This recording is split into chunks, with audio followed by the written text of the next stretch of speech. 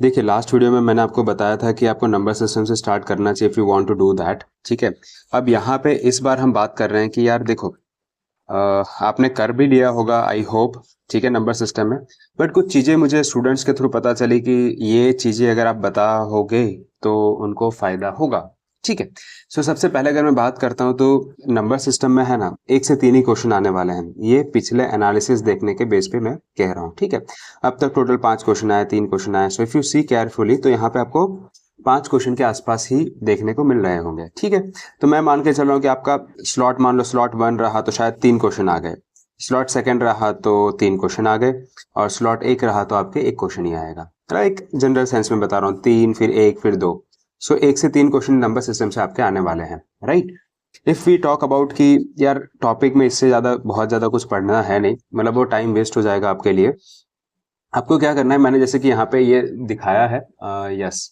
सो ये मेरे एक स्टूडेंट की बुक है, और मैंने उस पर जब मैं बता रहा था तो मैंने ये चीज बताई कि देखो, ये जो क्वेश्चन है ना, इस क्वेश्चन को पहले राउंड में कभी सॉल्व मत करना।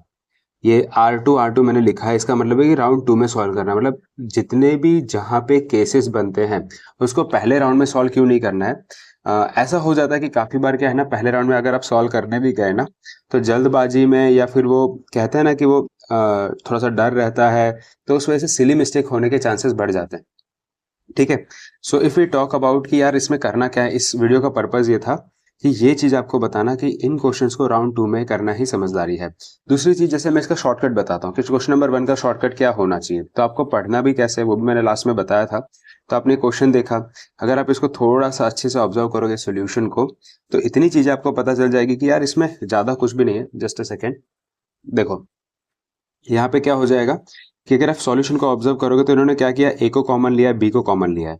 इसके बाद इनको पता चल गया कि ये सारा तो कॉमन ही है, ठीक है, मतलब ये और ये वैल्यू तो सेम है, तो डिवाइड में कर रख दिया। उससे उन्होंने एक रिलेशन निकाल लिया बी और ए के बीच में, ठीक है। उसके बाद इसी इक्वेशन को उन्होंने यहाँ पे डाल दिया। अब इतना सारा लेंथी सॉल्यूशन करने के बजाय मैं आपको एक शॉर्टकट बताता हूँ। Suppose if I have this page, right. So एक शॉर्टकट ही बताता हूँ यहाँ से कि मैं क्या करता, अगर मैं इस क्वेश्चन को करता तो ये ए है, ये a प्लस बी प्लस 1 हो गया, ठीक है, विच इज इक्वल्स टू 14, ये वाली चीज को मैंने लिखा है, राइट। उसके बाद ये b है, और ये फिर वापस a प्लस बी प्लस 1 हो गया जो 28 है। मैं इतनी सारी मेहनत नहीं करूंगा, मैं क्या करूंगा, मैं देखूंगा कि यार ये 14 बना कैसे होगा। तो ये 2 इंटू 7 से ही बना होगा 14। तो मैंने रैंडमली लिया कि यार इसको 7 तो नहीं ले सकते, इसको 2 नहीं ले सकते, ठीक है। तो मैंने सोचा कि काम करता हूँ, मैं एज्यूम करता हूँ कि ये जो a की वैल्यू है ना, वो a इज इक्वल्स टू 2 है। नाउ यू सी क्या होता है, अभी बहुत अच्छे से देखना, भी आपको मैं दिखाता हूँ मैजिक। सो इसको 2 इंटू 7 लिख दिया, दैट मीन्स कि इसको मैंने 2 लिया, इसको 7 लिया, इसको 7 लिया तो ये 1 हो गया, ये 2 की वैल्यू है। सो उस हिसाब से मुझे b कितना मिलना चाहिए सर, b मिलना चाहिए आपको 4, ठीक है। अब इसी 4 को और इसी जो वैल्यू को मैंने इसको 2 एज्यूम किया है, इस हिसाब से ये 7 हो गया, 4 हो गया, और इस हिसाब से ये 1 हो गया, ठीक है, वो 1 था ही, और ये इन तीनों का समेशन ये हो गया। उस हिसाब से अगर मैं इसको देखता हूं तो ये क्या हो जाएगा, 2 था मेरे पास, ठीक है, 2 था, इसकी वैल्यू क्या हो गई थी, 4 हो गई थी बी की वैल्यू, तो बी की जगह पे मैं क्या लिखूंगा, 4 लिखूंगा। ए की वैल्यू मैंने क्या ली थी, 2 ली थी, फिर बी की वैल्यू क्या थी, 4 थी, और फिर 1 हो गया, ठीक है। एक बार मैं देखता हूँ तो ये अगेन 7 ही होने वाला है, कोई दिक्कत ही नहीं है, 7 फोर 28, यानी कि मैंने जो वैल्यू एज्यूम की थी वो सही है कि ए की वैल्यू 2 है, बी की वैल्यू 4 आ गई, ठीक है।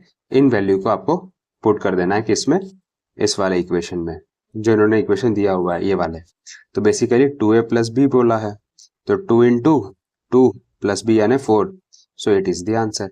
तो इतना सब करने की जरूरत नहीं थी। तो ये शॉर्टकट्स अगर आपको पसंद आते हैं तो मुझे कमेंट में बताना, मैं आपको आगे लेके चलूंगा। थैंक यू सो मच, जय हिंद, वंदे मातरम।